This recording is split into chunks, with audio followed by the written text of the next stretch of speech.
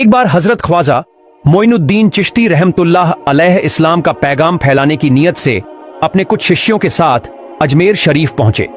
वहां के पास एक बड़ा तालाब था जिसे स्थानीय हिंदू लोग अना सागर कहते थे।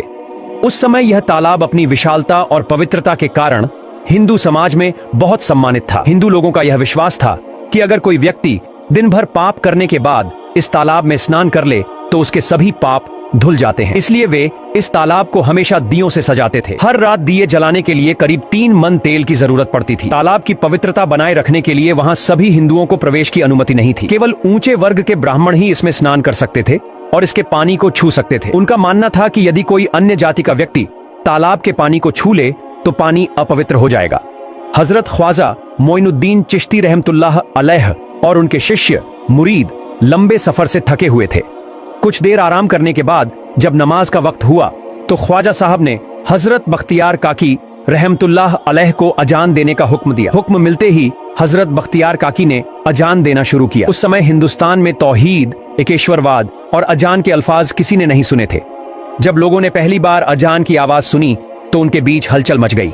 लोग अपने घरों से बाहर आकर एक दूसरे से पूछने लगे, ये फकीर लोग कौन हैं और क्या पढ़ रहे हैं। अजान खत्म होने के बाद हजरत ख्वाजा मोइनुद्दीन चिश्ती रहमतुल्लाह अलैह और उनके साथियों ने अना सागर तालाब पर जाकर वुजू करना शुरू किया। जब हिंदू पुजारियों ने देखा कि कोई अजनबी दरवेश उनके पवित्र तालाब का पानी इस्तेमाल कर रहा है तो वे गुस्से से भर गए। एक पुजारी गुस्से में बोला, ये दरवेश कहां से आ गया? इसने बिना हमारी इजाजत के हमारे पाक पवित्र तालाब को छू लिया। हम इस तालाब को बहुत पवित्र मानते हैं और इन मुसाफिरों ने इसे अपवित्र कर दिया है। इसका कुछ हल निकालना होगा। इसके बाद हजरत ख्वाजा मोइनुद्दीन चिश्ती रहमतुल्लाह अलैह और उनके साथियों ने मिलकर जमात के साथ नमाज अदा की। लोग यह नजारा देखकर सोचने लगे, ये तो कोई अजीब फकीर है। हमारे मंदिरों में देवी देवता मौजूद हैं, लेकिन ये उनकी पूजा न करके किसी और खुदा की इबादत कर रहा है। अगर मंदिर के बाहर भी कोई खुदा है तो उसे भी मंदिर में रखना चाहिए ताकि लोग उसकी भी पूजा कर सकें। शाम होने लगी। उसी वक्त राजा पृथ्वीराज चौहान के ऊंटों के चरवाहे अपने ऊंट लेकर वहां पहुंचे। संयोग से हजरत ख्वाजा मोइनुद्दीन चिश्ती रहमतुल्लाह अलैह उसी जगह बैठे थे जहां आम तौर पर राजा के ऊंट आराम किया करते थे।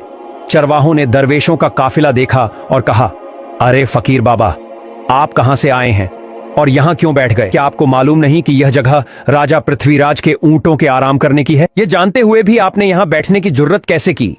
हजरत ख्वाजा मोइनुद्दीन चिश्ती रहमतुल्लाह अलैही ने उन चरवाहों को नरमी से जवाब दिया, बाबा, हम मुसाफिर हैं और अनजान हैं। हमें मालूम नहीं था कि इस मुकाम पर राजा के ऊंट आराम करते हैं। चूंकि हम पहले ही यहाँ राज गुजारने का इरादा कर चुके हैं, तुम अपने ऊंटों को आज किसी और जगह आराम देने ले जाओ। आसपास बहुत सी जगहें हैं। हजरत ख्वाजा मोइनुद्दीन चिश्ती रहमतुल्लाह अलैही का जवाब सुनकर पृथ्वीराज के चरवाहे बोले, फकीर की हिम्मत तो देखो, कहता है कि राजा के ऊंटों को कहीं और ले जाएं और खुद यहाँ बैठे रहेंगे। फकीर बाबा, यह तो हर किस मुमकिन नहीं है। राजा के ऊंट अपने ही मुकाम पर बैठेंगे। यह कहकर चरवाहों ने हजरत ख्वाजा मोइनुद्दीन चिश्ती रहमतुल्लाह अलैही और उनके साथियों को वहां से उठाने के लिए दुर्व्यवहार करना शुरू कर दिया। हजरत ख्वाजा मोइनुद्दीन चिश्ती रहमतुल्लाह अलैही बहुत ही सरल स्वभाव के थे। जब उन्होंने देखा कि चरवाहे दुर्व्यवहार कर रहे हैं तो उन्होंने बख्तियार काकी रहमतुल्लाह अलैही से कहा, बख्तियार, हम यहाँ बैठकर क्या करेंगे? जब राजा के ऊंटों को यहीं बैठाना है तो रहने दो, ऊंट यहीं बैठे, हम यहाँ से जा रहे हैं। यह कहकर हजरत ख्वाजा मोइनुद्दीन चिश्ती रहमतुल्लाह अलैही अपने साथियों के साथ वहां से चले गए। अगली सुबह जब ऊंटों को फिर से चरागाह में ले जाने का समय आया तो चरवाहे ऊंटों को उठाने की कोशिश करने लगे, लेकिन बार बार कोशिश के बावजूद वे ऊंटों को उठा नहीं सके, क्योंकि अल्लाह के वली हजरत ख्वाजा मोइनुद्दीन चिश्ती रहमतुल्लाह अलैही ने कहा था कि ऊंट यहीं बैठेंगे। अल्लाह रब्बुल आलमीन ने उनकी यह दुआ कबूल कर ली थी और ऊंटों को आदेश दिया था कि जब तक मोइनुद्दीन चिश्ती खुद नहीं कहेंगे तब तक वे यहीं बैठे रहेंगे। चरवाहों ने राजा पृथ्वीराज से कहा, महाराज, ऊंट बिल्कुल स्वस्थ हैं, लेकिन वे उठ ही नहीं रहे। हमने बहुत कोशिश की पर कोई फायदा नहीं हुआ। राजा ने आश्चर्य से पूछा, आखिर ऐसा क्यों हो रहा है? तब चरवाहों ने बताया, महाराज, कल रात कुछ फकीर इस जगह आकर रुके थे। हमने उन्हें बताया कि यह जगह आपके ऊंटों के आराम करने की है और उनसे वहां से जाने के लिए कहा, लेकिन उस फकीर बाबा ने बहुत ही शांत भाव से कहा कि हम मुसाफिर हैं, हमें नहीं पता था कि यह राजा के ऊंटों का स्थान है। चूंकि हमने यहीं रात गुजारने का फैसला कर लिया है, इसलिए तुम अपने ऊंटों को कहीं और ले जाओ।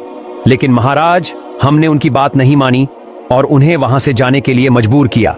जब हमने उनके साथ दुर्व्यवहार किया तो वह फकीर बाबा बोले, अगर ऊंटों को यहीं बैठाना है तो रहने दो, हम चले जाते हैं। और फिर वे अपने साथियों के साथ वहां से चले गए।